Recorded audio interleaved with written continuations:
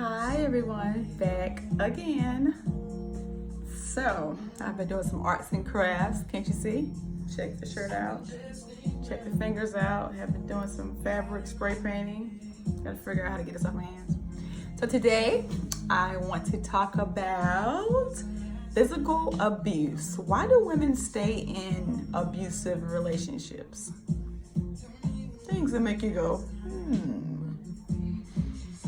I don't talk about things that I have not experienced.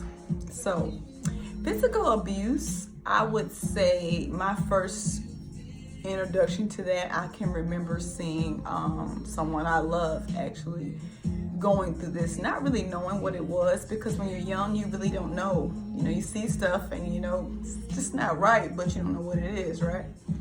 So I've seen it growing up, and to actually be a part of it, to be in, you know, to be a person that this happens to, it's a shocker. And you know, I have experienced it. Just like I said, I've experienced that.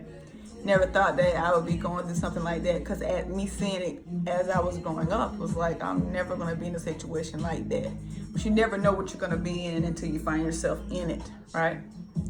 So my first encounter was somebody that I thought I loved, that I thought who loved me.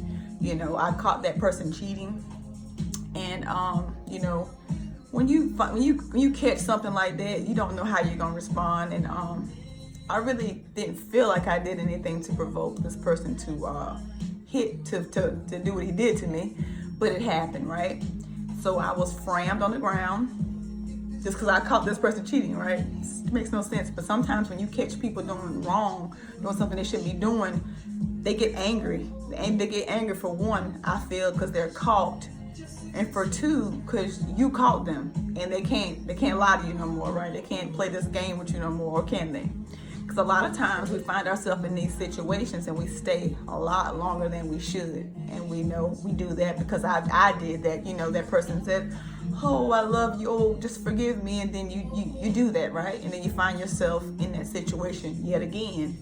And it's like, after a while, it's like, how many sorries can you take? And an apology is followed by changed behavior, right? It's supposed to be.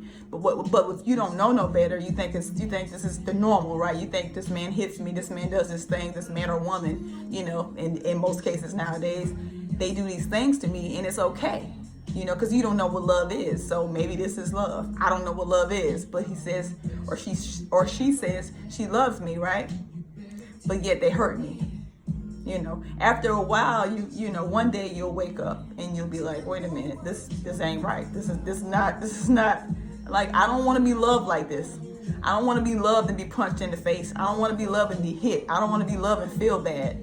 Love is not a bad thing. Love is a beautiful thing when two people know what it is and know how to do that. You know, that's what I realized.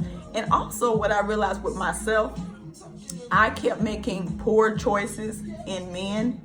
And that was the common denominator. The common denominator was me and my poor choices. It really wasn't the men. I was attracting what I felt like I needed, what I felt like I deserved. You know, I kept attracting that. Was it right? No way. But that's how I felt at that time. And I kept telling myself this story, because a lot of times, you know, we are the author of our book. We don't realize it or not. But we're the author of our book, and we write, and we can add, subtract, tear away, throw away. You know, we can do all those things. We have that power. But when you don't know that, you just accept anything, you just deal with anything, you just put up with anything and anybody just to have somebody, when you don't love yourself. But once you start loving yourself, you'll know when it's not love. Love doesn't hurt you. Love doesn't treat you bad. Love doesn't lie to you. Love is a good thing. Like I said, when two people know what it is. So for a long time, and I can tell you about each situation. Like I said, I told you about the first situation. I caught this guy, you know, who I thought was, and he was older than me. So it's like, when you're young, it's like, you really don't, you know, I really, you got to grow a little. When you're young, don't get into any major relationships, because you're growing. You really don't know what you want. You really don't know who you are. So people, you know, will tell you all these things, and you'll just accept it because you don't know who you are. When you don't know who you are, You just deal with anybody just to have somebody because you don't know who you are, period. And so I found myself in this situation at least about 3 times. The second time, and with the first time, I still stayed there. I stayed there like a long, long time because I didn't love myself. I didn't know who I was. So whatever, that person did to me, and they said they were sorry and they told me they loved me, I figured all that was true because I didn't know any better. When you know better, you do better. And so I found myself in that situation yet again. And so what we don't realize is if our kids see us experience this, because I've seen it experience as a child, and if you see this, you think it's okay because, the parent, mom or dad or whoever stays there even after being hit, being beaten, being treated bad, period. Like they stay there. And so, inside of the home, the kid, you are your child's first teacher. So your child is seeing this, they think it's okay, and it keeps happening. And guess what? You think it's cute, think it's funny when they say little stuff that they hear that man, that woman say to you, they repeat it again, and it's ha ha he he. It's funny, right? It's funny for a while until it's not funny no more.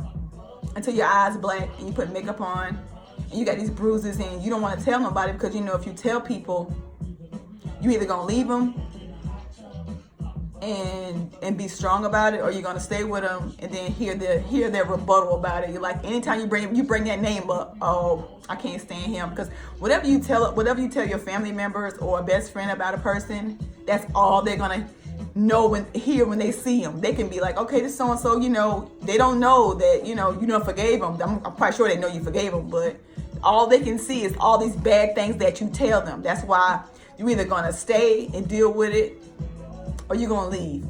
Just don't keep talking about it if you ain't gonna do nothing about it, because they gonna get tired of hearing that. You can't keep crying wolf thinking somebody gonna come to your rescue. It's not gonna happen, because they don't want to be put in a situation where you saying, this man is hitting you, and then they come to your defense, and then 2 weeks later you in love with him again. Like it gets redundant after a while. It's like, I'm not gonna come. Nobody gonna keep saving you for something that you not gonna leave. So you have to be strong about it, and you can pick up the pieces and you can move on. Because like I said, love is not hurt. Love is not nobody beating on you. That ain't no love. And if somebody tell you that, it's crazy, and you're crazy to believe that. Sorry, but it is what it is. So like I said, I found myself in that situation, not one, not two, third time. You know what I'm saying? Me and this person had a argument, and everything he told me to do, I did. We got in an argument. We was riding home. He was like, stop the car. I'm like, look, I'll just take you to the gas station. Like, I ain't gonna put you out in the middle of nowhere. No. Just whatever. It was just crazy. So then I did stop when he said the last time, stop, let him out. Okay. I went home, got in my bed, woke up to his hands around my neck. You know what I'm saying? That's not love. And you know what I did? Forgave him. Didn't tell anybody about it because I was ashamed. I was ashamed because I didn't want anybody to know.